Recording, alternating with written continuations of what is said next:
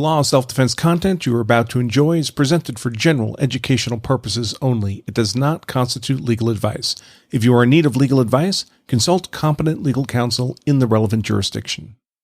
Hey folks, welcome to our ongoing Law of Self-Defense coverage of the criminal trial of Kyle Rittenhouse. I am, of course, attorney Andrew Branker for Law of Self-Defense. And today's content is the second of a two-part discussion of the rather odd misdemeanor gun charge against Kyle Rittenhouse. Odd in the sense that he's already charged with 5 very serious felony charges, including an intentional murder charge good for life in prison plus 5 years for the gun sentencing enhancement. So why also include a misdemeanor charge good for, at worst, 9 months in jail and a $10,000 fine? And given Kyle's perfectly clean criminal history, how unlikely it is that he'd receive even that maximum punishment if convicted of this misdemeanor gun charge. So there were 2 key issues I wanted to tackle on this matter of this misdemeanor gun charge. The first we covered in yesterday's content, and that was whether Rittenhouse had even violated the relevant gun law in the first place. I'll link to that part 1 of all this in the text version of today's content, but the title of that post should be something along the lines of, should the misdemeanor gun charge just be dismissed?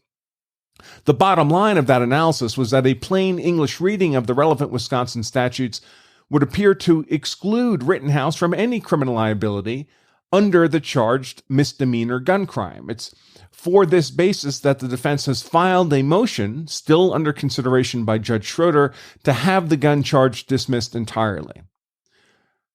The second issue, and the issue we'll discuss in today's content, is why is Assistant DA Binger so aggressively pursuing this relatively modest misdemeanor gun charge against Rittenhouse when he already has a handful of serious felony charges pending against the defendant? Is there a simple, straightforward rationale to explain this?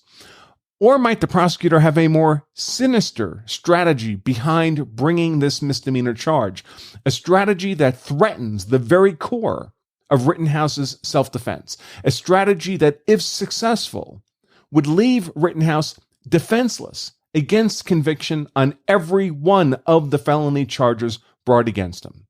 That's what we'll discuss in today's content. So grab a seat, make yourself comfortable as we dive into this second question about the why behind this misdemeanor gun charge. Before we jump in, however, I do want to mention our sponsor for today's content. That's CCW Safe. CCW Safe is a provider of legal service memberships, what many people mistakenly call self-defense insurance. In effect, they promise to pay their members legal expenses if the member's involved in a use of force event. And those expenses start big and get bigger fast, folks. If you've been compelled to shoot somebody in defense of yourself and your family, and they die, and you find yourself charged with manslaughter or murder, you can easily go through $200,000 in legal expenses before you even get to the trial. So if you don't have that kind of money stuffed in a mattress, just in case you have to defend yourself against a criminal predator, it can be very useful to have a partner standing behind you to provide the resources you need to fight the legal fight the way you want it fought, as if the rest of your life depends on it. I've looked at all the companies that offer this kind of service out there, and I found that CCW Safe is by far the best fit for me. I'm personally a member of CCW Safe. My wife, Emily, is personally a member. Whether they're the best fit for you is something only you can decide, but I do encourage you to take a look at what they have to offer by pointing your browser to lawofselfdefense.com/CCW Safe. And if you do decide to become a member, you can save 10% off your CCW Safe membership by using the discount code LOSD10. That's LOSD for Law of Self-Defense and the number 10. Again, at that URL, lawofselfdefense.com/CCW Safe. Okay, so back to our content. So why is Assistant DA Binger so aggressively pursuing this relatively modest misdemeanor gun charge against Rittenhouse when he already has a handful of serious felony charges pending against this defendant? Is there a simple, straightforward rationale for this? Well, one possible motivation behind this misdemeanor gun charge is that it's serving as a safety charge in the hopes that even if Rittenhouse is acquitted on all the more serious felony charges, which seems likely to me if he's given a fair and impartial jury in the context of Rittenhouse's planned legal defense of self-defense. But even if he's acquitted of all the serious felony charges on the grounds of self-defense, perhaps the jury will compromise on at least this misdemeanor charge so that the prosecution doesn't walk away completely empty-handed. That kind of thing happens all the time.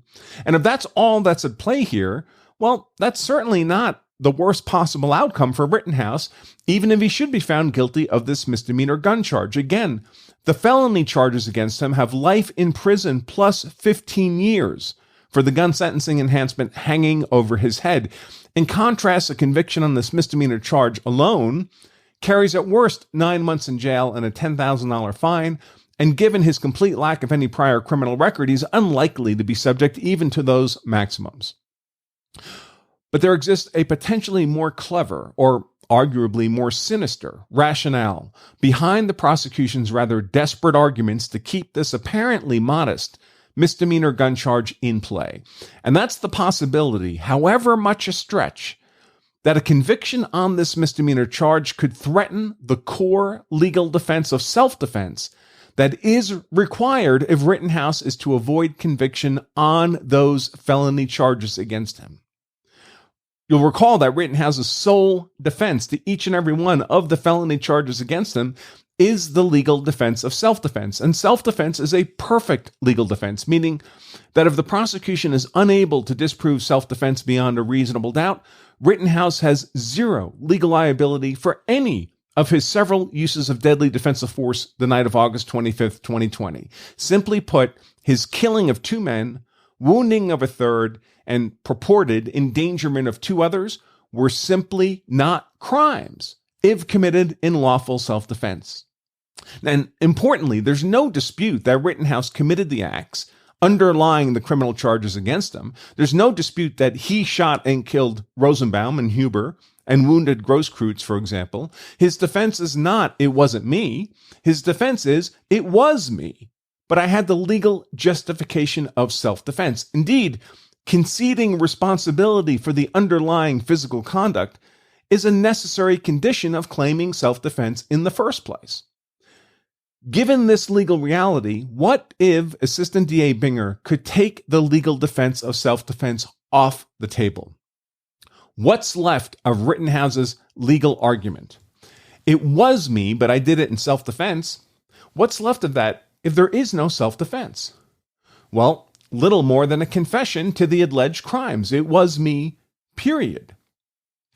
But is there a path by which Assistant DA Binger could effectively take the legal defense of self-defense off the table and effectively leave Rittenhouse defenseless against the criminal charges against him?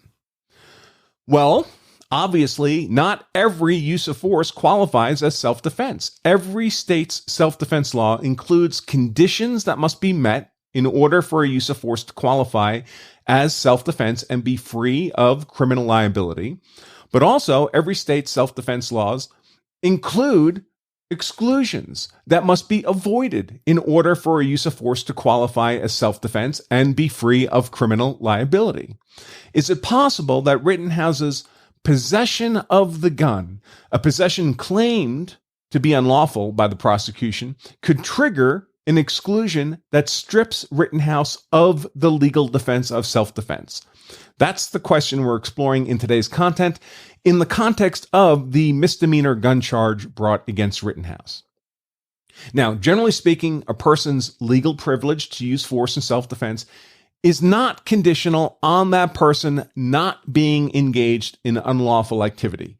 Generally speaking, what I mean by that is it's not usually a case where just any criminal activity, whatever, results in the loss of self-defense. Only particular forms of criminal activity typically lose one the legal defense of self-defense. Criminal activity of a violent nature, for example, would certainly lose one's self-defense if it qualifies as the conduct of an unlawful aggressor. Point a gun at a liquor store clerk to initiate an armed robbery, and you've committed precisely the kind of physically aggressive, unlawful activity that loses you self-defense. That said, obviously non-violent criminal activity, however, generally does not lose one the legal defense of self-defense.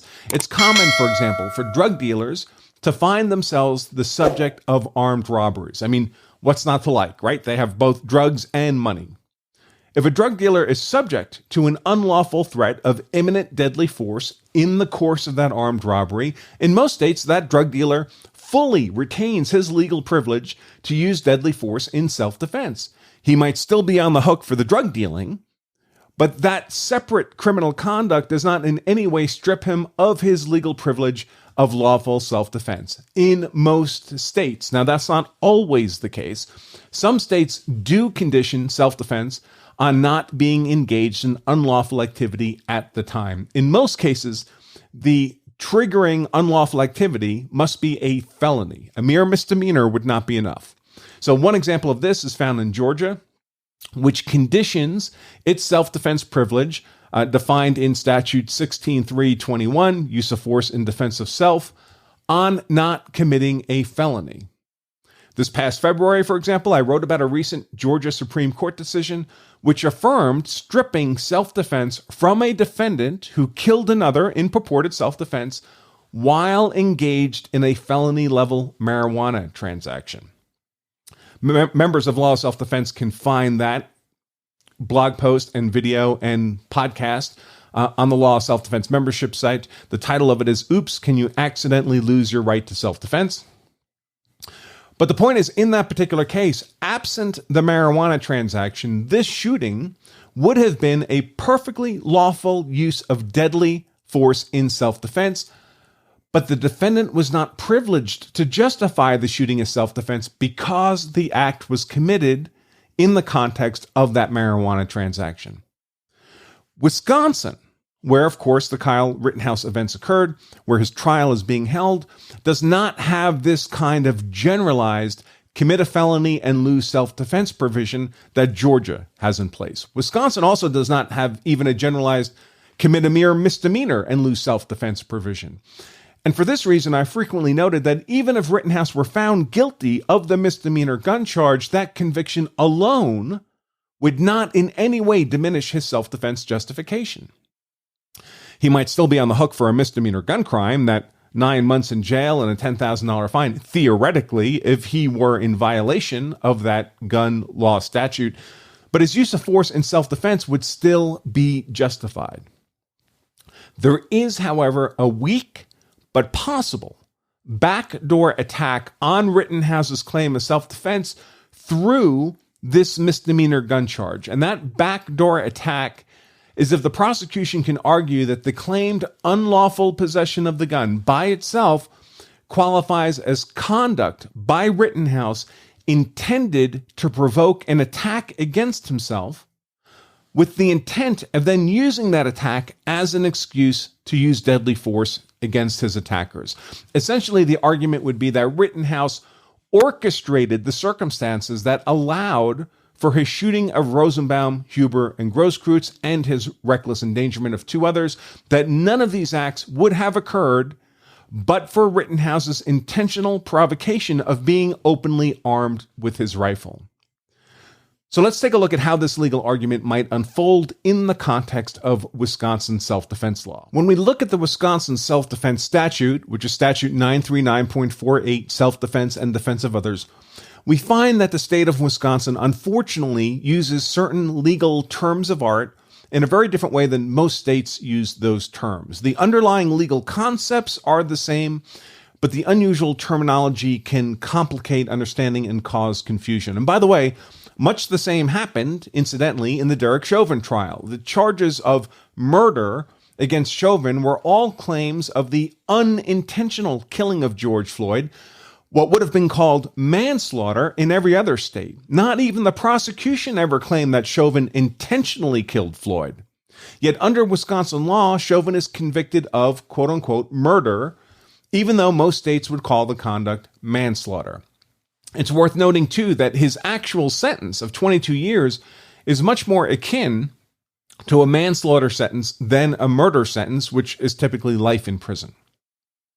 Okay, so all states will strip a purported defender, someone claiming self-defense, of the legal justification of self-defense if they unlawfully start the fight or if they are what most states call the initial aggressor.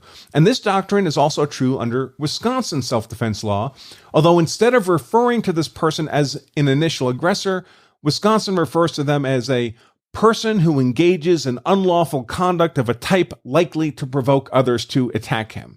And we see that language in paragraph 2A of the Wisconsin Self-Defense Statute 939.48, and it reads, quote, provocation affects the privilege of self-defense as follows. A person who engages in unlawful conduct of a type likely to provoke others to attack him and thereby does provoke an attack is not entitled to claim the privilege of self-defense against such an attack. Well, if Assistant DA Binger can successfully argue that Rittenhouse's possession of the rifle was unlawful, it's itself a questionable proposition for reasons we discussed yesterday, and then it was also conduct likely to provoke others to attack him, he would appear to have stripped Rittenhouse of the privilege of self-defense to defend against the resultant attack that he provoked, except that under Wisconsin law, as under the law of every other state, there are ways that a person who has, as a result, lost self-defense in this way can nevertheless regain self-defense as a legal justification. And the circumstances around the use of force by Rittenhouse would appear to have regained him self-defense, even if he had initially lost it as an initial aggressor or as a provoker, as Wisconsin would put it. That's why the portion of 939.48, paragraph 2A that I just quoted was only part of the relevant statute. That paragraph continues, and I'll start from the beginning. Provocation affects the privilege of self-defense as follows. A person who engages in unlawful conduct of a type likely to provoke others to attack him and thereby does provoke an attack is not entitled to claim the privilege of self-defense against the attack he provoked, except when the attack which ensues is of a type causing the person engaging in the provoking conduct to reasonably believe that he is in imminent danger of death or great bodily harm. In such a case, the person engaging in the unlawful conduct is privileged to act in self-defense, but the person is not privileged to resort to the use of force intended to cause death to the person's assailant unless the defender reasonably believes he's exhausted every other reasonable means to escape or otherwise avoid the death or great bodily harm at the hands of his or her assailant. So the bottom line is, even if Rittenhouse could be said to have lost self-defense because he engaged in unlawful conduct likely to provoke others, he regains the privilege to use force in self-defense if he both, 1, is facing a deadly force threat from those provoked, and 2, has exhausted every other reasonable means to escape that threat. Well, in the case of Rittenhouse, each use of force by him on the night of August 25th, 2020, was apparently used to stop a deadly force threat against him. And every use of force was committed while he was in flight or attempted flight from those attacking him. So on that basis, he would have regained self-defense because even if he had provoked an attack, the provoked attack was deadly in nature and he had exhausted every other means to avoid the fight. Further, that same paragraph 2 provides a second means by which a provoker can regain self-defense, and that's found in subparagraph 2B. We just covered 2A. And it reads, quote, provocation affects the privilege of self-defense as follows. The privilege lost by provocation may be regained if the actor in good faith withdraws from the fight and gives adequate notice thereof to his assailant. Now, again, each use of force by Rittenhouse occurred while he was in flight or attempted flight from those attacking him. He was, by all appearances, attempting a good faith to withdraw from the fight, and his clear attempts at flight gave adequate constructive notice to his attackers that he was doing so. So once more, even if Rittenhouse could be said to have lost self-defense as a provoker, his withdrawal from the fight and constructive notice of withdrawal to his attackers would regain him his legal privilege of self-defense. But there's a third way for a provoker to lose self-defense under Statute 939.48 paragraph 2, and this involves a particular aggravated form of provocation, what's commonly referred to as a provoker with intent. What we've been discussing so far might be referred to as a simple provoker, someone engaged in conduct likely to provoke others to attack, but not intending that others attack. Someone committing a liquor store armed robbery, for example, points their gun at the clerk in a manner likely to provoke the clerk to attack in self-defense, but triggering that attack response by the clerk is not the intent of the armed robber, who simply wants the cash from the register. He's not looking to get into a gunfight. He wants the money. A provoker with intent, however, does intend to trigger an attack upon themselves. That's why they're engaged in the provocative conduct. A classic example of this is the person shouting at another, "Go ahead, throw the first punch, I dare you." The person shouting this is not doing so because they want to be punched in the face.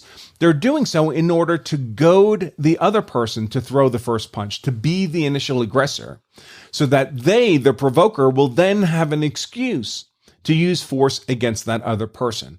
A great real-life example of such provocation with intent can actually be found in the Rittenhouse case, but not being committed by Rittenhouse. Rather, a classic example of provocation with intent can be seen in the conduct of Joseph Rosenbaum earlier in the evening, when he's threatening first to kill Rittenhouse and then repeatedly challenged Rittenhouse or some other person to initiate the use of force upon him. He's shouting, "Shoot me, N-word, shoot me, N-word," and it's all captured on video. In fact, I'll embed that video in the text version of today's content.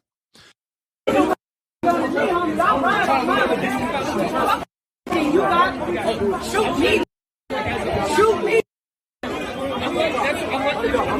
Bust on me! In combination with the already made threat of deadly force made against Rittenhouse, this was clearly provocation with intent on the part of Rosenbaum. Now, the primary distinction between an initial aggressor, what Wisconsin calls a simple provoker, that's from paragraph 2A of 939.4a, and a provoker with intent from paragraph 2c of 939.48, is that the simple provoker can regain self-defense through withdrawal in communication, as already discussed, but a provoker with intent cannot. So that relevant paragraph 2c reads simply as follows, quote, "A person who provokes an attack, whether by lawful or unlawful conduct, with intent to use such an attack as an excuse to cause death or great bodily harm to his assailant, is not entitled to claim the privilege of self-defense, period." Close quote. Note the absence of any means to regain self-defense if you are the provoker with intent. So note also that the conduct of the provoker with intent does not need to be unlawful conduct. The statutory provision explicitly allows for either lawful or unlawful conduct. It merely requires that the conduct provoke an attack and that the provoker had the intent of using that provoked attack as an excuse to cause death or great bodily harm to the person provoked. If those conditions are met, the privilege to claim self-defense as a justification for that use of force is eliminated, period, and no regaining of self-defense is possible. So the bottom line is that if Assistant DA Binger can convince the jury that Rittenhouse's possession of the rifle constitutes provocation with intent, that the possession provoked an attack from others with the intent of then having an excuse to use deadly force against those others, then as a provoker with intent, Rittenhouse loses the legal defense of self-defense. Now, to be clear, in this scenario, Rittenhouse does not lose self-defense solely because his possession of the rifle was found to be unlawful, presuming it is. That alone in no way diminishes Rittenhouse's claim of self-defense. So the notion that Rittenhouse loses self-defense simply because his possession of the rifle was purportedly unlawful, that remains legal nonsense. Rather, Rittenhouse's claim of self-defense is threatened if that conduct, the open carry of the rifle, is accepted by the jury as conduct likely to both provoke an attack upon himself with the intent on his part to then have an excuse to use force upon those who attacked him. In other words, that Rittenhouse's possession of the rifle was intended to orchestrate circumstances in which he could use deadly force upon others and wrongly attempt to make that use of deadly force appear to be self-defense. Now, as noted, the provocation with intent attack upon Rittenhouse's claim of self-defense does not require that the underlying conduct, the possession of the rifle, be actually unlawful. So if this is the strategy being pursued by Assistant DA Binger, why is he even bothering to push this misdemeanor gun charge? After all, actual unlawfulness of the conduct isn't necessary to establish provocation with intent. The difficulty for Assistant DA Binger is that there is no explicit evidence of provocative conduct by Rittenhouse. Unlike the case with Rosenbaum, there is no video or any other evidence that Rittenhouse was attempting to provoke a fight with anyone with the intent of then having an excuse to use force against them. There's no shoot me N-word conduct by Rittenhouse. In place of such explicit evidence of provocation with intent, which doesn't appear to exist, it's possible that Assistant DA Binger is hoping to have a finding of unlawful gun possession serve in place of such evidence of provocation. If he can pull that off, he may be thinking, then he can strip Rittenhouse of self-defense on the grounds of provocation with intent. And I suspect we're seeing precisely this kind of effort by Assistant DA Binger in his cross-examination of the defense use of force expert witness, Dr. John Black, at the recent October 5th, 2021 pretrial evidentiary hearing. And we'll cover Dr. Black's testimony at that hearing in greater detail in upcoming content.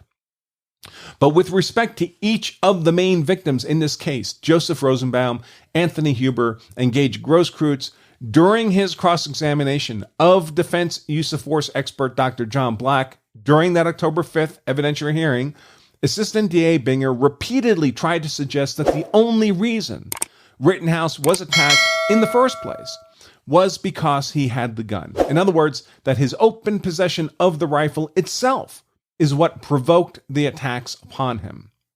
And I'll share with you, embedded in the text version of this content, the actual video exchange between Assistant DA Binger and Dr. Black for each of those primary victims of Rittenhouse's use of force. So therefore, your opinion with regard to the killing of Joseph Rosenbaum is that Kyle Rittenhouse was justified to protect himself by use of deadly force to prevent Joseph Rosenbaum from taking his gun and killing him with it. Does that accurately summarize your opinion with regard to the shooting of Joseph Rosenbaum? No, it does not. Can you explain to us why you believe that Mr. Rittenhouse was justified in using deadly force to kill Joseph Rosenbaum? Again, the short answer is yes. The totality of the things combined, not the singular event. We have a person that was a continuous event. I'm going to call the term a continuous event from the moment of the pursuit within the parking lot depicted in the video. This person, Mr. Rosenbaum, through something, continued to move forward and continued to close the gap. This is representative of aggressive type behaviors in the context of anything from fires, looting, darkness, whatever else is going on. He's also willing to do this against a person that has already displayed and has on display a lethal firearm. In other words, he's willing to engage, right, wrong, or indifferent, with physical force against something that could potentially kill him. This speaks to potential intentionality, or whatever we want to call it. As I close the distance, being Mr. Rosenbaum, there is a moment in time depicted within the video where several things seemingly happen, indicated by the movement of Mr. Rosenbaum's body, the back of his body. As they close the distance, his hands are coming out. He is reaching in the direction of and appears to have made contact or be within just a moment of making contact, again, reaching for the weapon in a narrow space, in an area that's there against Mr. Rittenhouse, engaging with him. Could it be just a physical altercation? It's possible. Could it be just he's going to try to take the weapon away and render it safe and then stop this from happening? Also possible. My analysis is it reasonable to perceive, would it be reasonable for a person to perceive that as this other person is potentially taking away the firearm, that as they do that, I will not have that mean to protect myself, and they will potentially use that against me. And all of those factors combined, I argue that it would be reasonable to use lethal force to defend against such a threat and a perception. So I want to narrow in on that, Dr. Black. The risk of great bodily harm or death to Kyle Rittenhouse from Joseph Rosenbaum specifically was that Joseph Rosenbaum would use Mr. Rittenhouse's gun against him. Is that correct? That's part of it. He could easily have engaged in a physical altercation alongside of that. Can you explain to us how Joseph Rosenbaum could have caused, or was, let me rephrase that. You're familiar with the jury instruction in the state of Wisconsin with regard to self-defense and the use of deadly force, correct? I am. I've read it. And that talks about defending against a substantial risk of death or great bodily harm to Mr. Rittenhouse, correct? In the concept that he reasonably believes that it would be necessary to terminate such, yes. So let's talk about what was the substantial risk of death or great bodily harm to Mr. Rittenhouse that was posed by Joseph Rosenbaum, okay? Okay. I asked you if it was simply Mr. Rittenhouse's gun, and you said no, it was more than that. So what other things was Joseph Rosenbaum doing to Mr. Rittenhouse that posed a substantial risk of death or great bodily harm to Mr. Rittenhouse? Right, and Counselor, I can appreciate the question, and I'm not trying to walk around it. You're absolutely correct. The crux of this, I would argue, or the primary weighting factor, is the fact that a firearm was involved. My argument is it is not as simple as that and is not taken out of context. If you were to ask me, and I was having a firearm slung across my body, and you were a friend of mine or anything else, can I see the gun? And I hand it over to you so that you can examine it. The distances are the same. The gun is the same. But the context is not. The intent, the willingness to do harm, and these type of things. In this case, I don't disagree. The gun is what raises it in my argument that a reasonable response, not the reasonable response, but a reasonable response is to use lethal force to protect oneself. In that vein, the reasonableness of it cannot be removed from the context of a person that is pursuing them, a person that has thrown something at them, a person that is cornering them in between things, and a person that continues to approach even though that other person, Mr. Rittenhouse, has a weapon. I'm not disagreeing that the crux of the reasonableness for lethal force rests on the fact that a firearm was present, but I'm also saying that it cannot be taken out of context. So hypothetically, Dr. Black, if everything else in the situation was the same, except Mr. Rittenhouse did not have that gun, is it your opinion that Mr. Rittenhouse would have been reasonable and justified to use deadly force against Joseph Rosenbaum? If Mr. Rittenhouse did not have the weapon. If there was no weapon present. Right.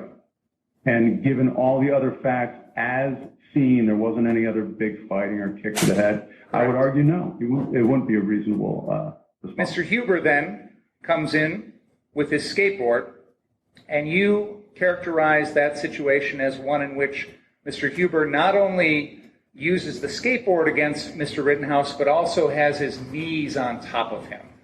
You emphasize that point in your testimony. Is that correct? Yes. When you watch that video, would you agree with me that Mr. Huber's motions are primarily towards reaching for Mr. Rittenhouse's gun? I would say that's probably, the short answer would be yes. Would you agree with me that it does not appear that Mr. Huber intends to cause Mr. Rittenhouse physical harm with the skateboard? I would disagree with that. And it's not that I disagree with a binary conclusion that he intended to or not. I can't tell you what his intent was. Would you agree with me that if indeed someone like Mr. Huber, hypothetically, had a skateboard and intended to use it to cause harm, they would hold it differently than what we see Mr. Huber holding it in this video, correct? No, I would disagree with that.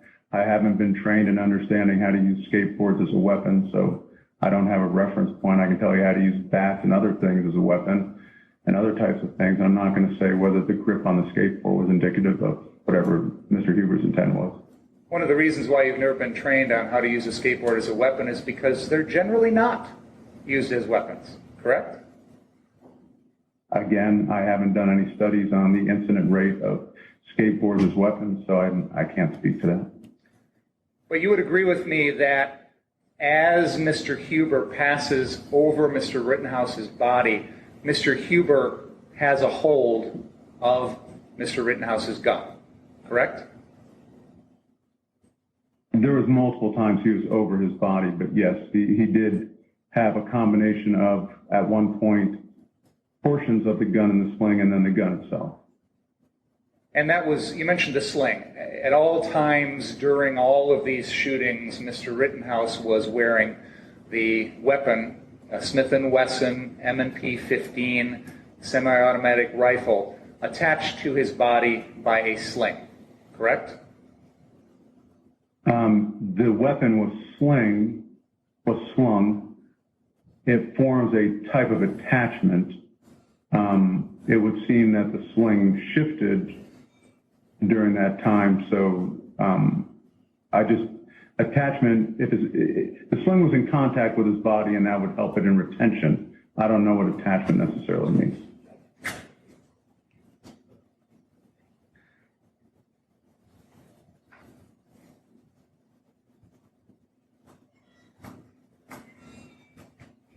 With regard to Mr. Rittenhouse's shooting of Anthony Huber, is it your opinion that Mr. Rittenhouse, that it was reasonable for him to use deadly force to prevent Anthony Huber from taking the gun away and using it to kill Mr. Rittenhouse? Well, again, I don't know what Anthony Huber's intent was, whether it was to kill Mr. Rittenhouse or not. I would argue back to your first point of the concept of reasonableness is a person had just struck me, whether it was an intentional attack or not, with a skateboard, using it as a weapon or not. I've been struck with a wooden object that moved, obviously, my balance. Same person has got now continuing, they didn't just run past me, they're continuing now to capitalize on that imbalance, try to remove the weapon from, in this case, acting as the reasonableness of a person being caught Rittenhouse. And now they're, as you point out, jumping over or pulling away. And at that point, they are, at least, it would be reasonable to believe by a person in that situation that person's trying to remove my weapon to take it from me, and then they would have control over the weapon. Whether that control was to take it away or whether that control was to then use it and kill me right then and there, the reasonableness in my mind of the analysis is that a weapon taken from me would then and could then be used against me in a lethal manner. if all of those circumstances regarding Anthony Huber and Mr. Rittenhouse are exactly the same, but Mr. Rittenhouse does not have a gun, there's no gun involved, would you agree with me that it would not have been reasonable for Mr. Rittenhouse to use deadly force to kill Anthony Huber? I think that would be indicated more by what Mr. Huber's continued actions were. He could have still presented a future lethal threat by applying a chokehold or basically pounding a head into a pavement or something similar without the weapon being present. However, if everything else was exactly the same up into that moment of, just if I'm pulling, I don't know what I'm pulling on anymore. I'm pulling on his arm instead of the weapon as a hypothetical. If I was pulling on the arm, then not only I couldn't shoot him because I didn't have a gun and the gun wasn't there as a hypothetical, but I would not be applying lethal force for someone pulling on my arm. It's a hard hypothetical for me to fathom. With respect in particular to Gabe Grosskreutz, Assistant DA Binger really seems to struggle trying to make this point. He seems to want to try, but he trips up on the rather incontestable fact that Grosskreutz had a Glock pistol in hand as he was closing on a downed Rittenhouse, and he's publicly stated that it was his intent, Grosskreutz has, to shoot Rittenhouse dead in the street. Final shooting of Gage Grosskreutz, you would agree with me that Mr. Rittenhouse used deadly force against Gage Grosskreutz, correct? Correct, sir. Obviously, Mr. Grosskreutz wasn't killed, but it doesn't change the fact that the defendant intended to kill him, correct? That's incorrect. I don't know what the intent was of Mr. Rittenhouse. It's not indicated. Can you help us understand, in your opinion, why Mr. Rittenhouse was justified or why it was reasonable for him to use deadly force against Mr. Grosskreutz? Oh, absolutely. And I think that's really a great question. It's the crux of the question. As you just stated, why would it be reasonable for Kyle Rittenhouse to believe that this person over there represented a potentially lethal threat? And this could be assailant 1, 2, or 3. It's the reasonable person in Kyle Rittenhouse's shoes looking outward through what he saw, his context, and his experience. And that's what I try to apply in that. So in the case of the third person, Mr. And I'll probably butcher the name, so I apologize, Grosskreutz, is that a couple things are very interesting in this one. First of all is that Mr. Grosskreutz was approaching this scenario, this event, out of the fringes, and he sped up initially to get closer during the time when Mr. Huber was in an altercation with Mr. Rittenhouse. The round that goes off is, and the more importantly, I would argue, the muzzle flash from the shot against Mr. Huber is plainly visible within the frame and frames that Mr. Grosskreutz is seen approaching, moving, running towards Mr. Rittenhouse. So arguably, Mr. Grosskreutz knew, heard, saw indicators that Kyle Rittenhouse had fired his weapon. Mr. Huber leaves, disengages, I think is the term you used, and yet Mr. Grosskreutz continues to go forward, and that shot is what causes him to go back. You see him actually hunch down, recoil, and then move backwards.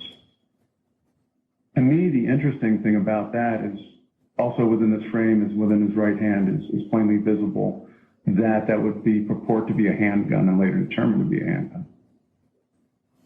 He raises his hand, handgun's still in the hand. And at this point, Mr. Grosskreutz, for whatever reason, is seen moving forward again.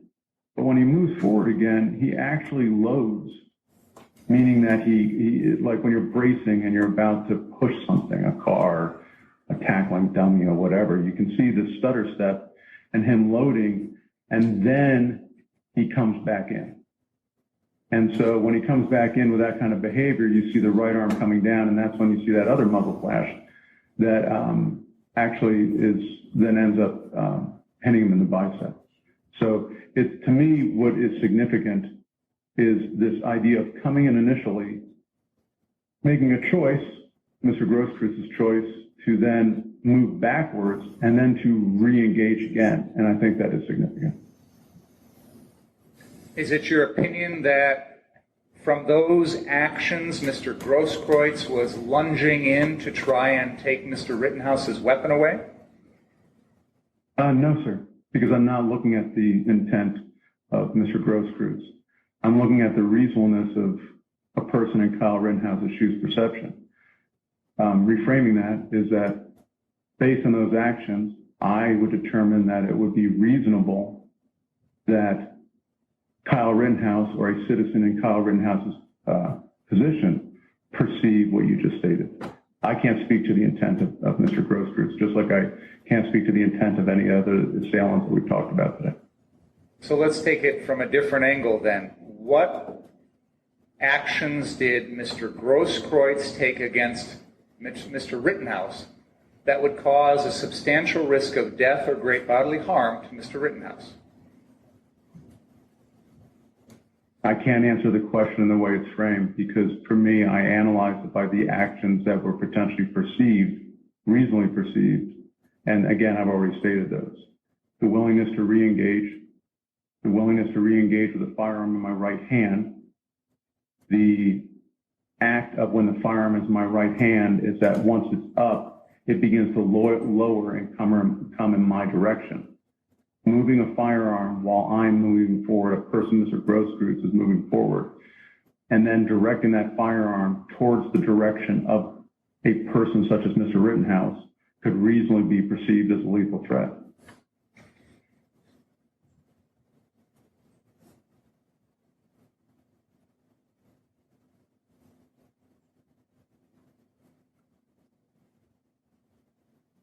Do you have your preliminary report in front of you, Dr. Black? I do, sir. I want to turn your attention to page 24 of your report.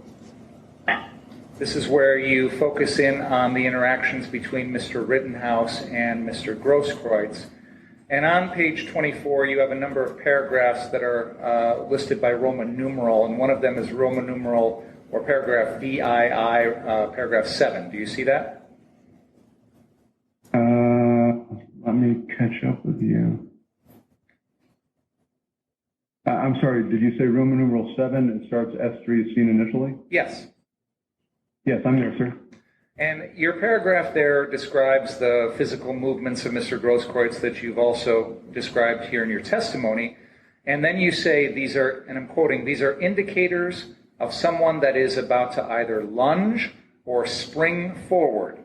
Immediately after bracing his left foot, S3, subject 3, Mr. Grosskreutz, takes a significant step/lunge and moves towards K. Rittenhouse and could reasonably be perceived as attempting to assault, open parentheses, now with a firearm, close parentheses, or perhaps gain control of K. Rittenhouse's weapon. Did I read that correctly? With the exception of one word off his left foot, but yes. Oh, I'm sorry, I misread that. But otherwise, it's all Yeah, correct. no worries. Okay. Yes, sir. So if I'm understanding you correctly, when you are trying to describe what Mr. Rittenhouse perceived in that moment, you believe it was reasonable for him to perceive Mr. Grosskreutz as either about to shoot him with Mr. Grosskreuz's gun or take away Mr. Rittenhouse's gun. Is that fair to say? That's incorrect. No, it's not. Okay. Can you help us understand, in your expert opinion, what Mr. Rittenhouse's, what it would have been reasonable for him to perceive that Mr. Grosskreutz was going to do at the moment that Mr. Grosskreutz lunges or springs forward? Right, and I think you just stated it correctly, at least in my mind, not meant any disrespect to you. as you stated correctly in your second half, it wasn't the same way you stated there. I'm not speaking to what Kyle Rittenhouse did perceive. I have no way of knowing that. I'm not speaking to what Mr. Grosskreuz's intent was. I have no way of knowing that. I have indications of that. At least he gave a statement, and we have that to go off of and weight that as we have. What I'm speaking to is a citizen in that position, given those indicators, would it be reasonable for them to believe that they were about to be assaulted? I would argue yes. That is one of the many reasonable things to perceive. They could also perceive that they wouldn't be assaulted. But I'm telling you that it would be reasonable to perceive, given those things, that they would be assaulted. Would it be reasonable to perceive, given everything else that had happened up to that point, given the fact that Huber had tried to take the weapon, given the fact that they're in a wrestling match that this guy with a gun, Mr. Grosskreutz, was potentially coming in either with his gun or is going to try to take my gun? Would it be reasonable to perceive that? I would argue yes. That is one of many reasonable perceptions in that situation. Does that help? It does. And just so we're clear, when you are describing the actions of Mr. Grosskreutz as posing a substantial risk of death or great bodily harm to Mr. Rittenhouse, this is what we're talking about, correct? Almost. I've never described the actions in the terms that you used. What I described was it would be reasonable for Kyle Rittenhouse to perceive that they could be serious potential lead-ins, indicators, precursors to actions that would result in serious bodily harm and or death. Okay. So just so I'm understanding you correctly, Dr. Black, your testimony, your opinion is that a reasonable person in Mr. Rittenhouse's position, seeing Gage Grosskreutz lunging towards him with that gun in his hand, the gun possibly lowering and pointing towards Mr. Rittenhouse, that it would be reasonable for Mr. Rittenhouse to believe that Mr. Grosskreutz posed a significant or substantial risk of death or great bodily harm in that moment. Correct? Correct. And within the context of just keep everything just like you said, and I would add to that, and within the context of a person that had been previously attacked twice, had a crowd surrounding him with weapons, had already been running and that kind of stuff. But just add in the context, and yes, I would agree with everything you said. And to be even more precise, a reasonable person in Mr. Rittenhouse's position at that point, it would be reasonable for them to perceive that the substantial risk of death or great bodily harm comes from either Mr. Grosskreutz shooting Mr. Grosskreutz's gun at Mr. Rittenhouse, or Mr. Grosskreutz taking Mr. Rittenhouse's gun away and using it on Mr. Rittenhouse. Is that fair to say? Or the entire crowd descending on him and using the wooden objects and bats and everything else they were running out of. But yeah, the short answer is those two would be indicator, but since we don't have Mr. Rittenhouse's perceptions at the time, the fact is any of those could be those being some of the obvious ones. Dr. Black, are you suggesting that a reasonable person in Mr. Rittenhouse's situation was entitled to shoot Mr. Grosskreutz to protect himself against threats posed by other people? No, I didn't suggest that. Okay.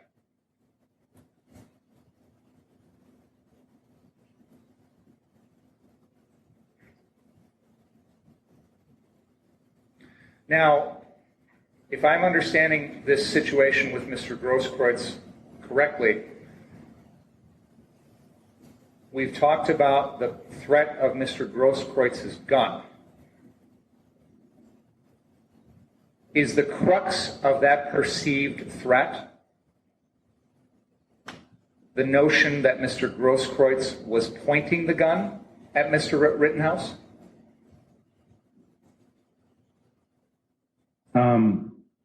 It's part of it. The word crux being a singular thing, I would argue no. Again, to take everything out of context it's not part of the reasonableness inquiry. We dissect it and we put it back in. Did pointing the gun have something to do with it? Absolutely. Did approaching and actually waving the gun have something to do with it? Absolutely. Did the fact that you approached him and then moved back and moved back in have something to do with it? Absolutely. whichever you want to call the crux, that's fine. I'm not going to argue for or against, because all of them contributed.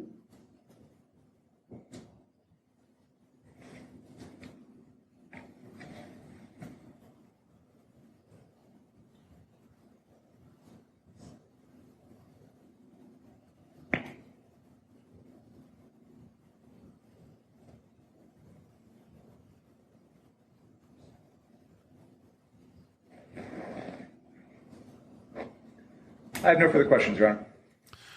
So, does Rittenhouse's purportedly unlawful possession of the rifle really qualify as provocation with intent that would strip Kyle Rittenhouse of self-defense entirely?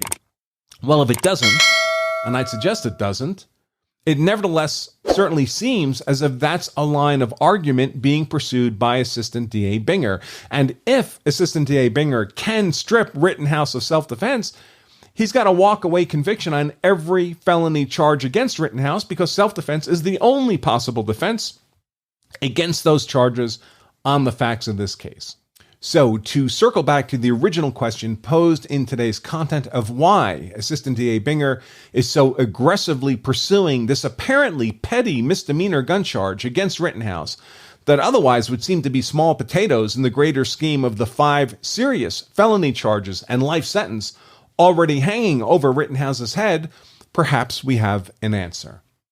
Now, I feel obliged to note that in my professional legal opinion, this provocation with intent strategy of Assistant DA Binger, assuming it is his strategy, has little chance of success on anything resembling the legal merits, if only because of the utter lack of any evidence of provocation with intent on the part of Rittenhouse.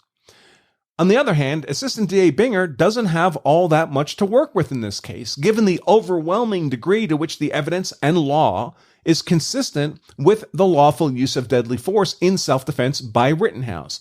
And when prosecutors bring these types of cases, presumably because the power of the politics compels them, and then they almost invariably find they have little evidence in law to work with, they are also compelled to reach for lines of argument that are rather far beyond reason and legal merit. There's an old cliche in the legal profession that when the facts are on your side, you pound the facts. And when the law is on your side, you pound the law. And when neither the facts nor law are on your side, you pound the table. I expect we'll be seeing a lot of pound the table from Assistant DA Binger, as we've already seen in the pretrial hearings to date. And this type of extremely unpromising provocation with intent attack on Rittenhouse's claim of self-defense is precisely the kind of pound the table approach I'd expect from a prosecutor in these unfortunate circumstances. Now, frankly, I hope to see Judge Schroeder dismiss the misdemeanor gun charge, either for reasons of unconstitutional vagueness or by finding that the evidence simply doesn't support the charge, that the relevant statute doesn't apply to Rittenhouse on the facts of this case. We talked about this at length yesterday. But if the misdemeanor gun charge does go forward, and I see little support for it in the evidence, but even if Rittenhouse were found guilty of this charge, I still see little threat to his claim of self-defense, at least on the actual legal merits. If, however, the jury finds itself looking for a reason to completely unravel self-defense entirely and simply convict Rittenhouse of all the charges regardless of the lack of legal merit to support such a verdict, a desperate effort by the prosecution to characterize this misdemeanor offense as the provocation with intent needed to crush the legal defense entirely may provide the jury with just the excuse they need to do exactly that. In which case, Rittenhouse would be facing, then you also owe it to yourself and your family to make sure you know the law, so you're hard to convict. Until next time, I remain Attorney Andrew Branca for Law of Self-Defense. Stay safe.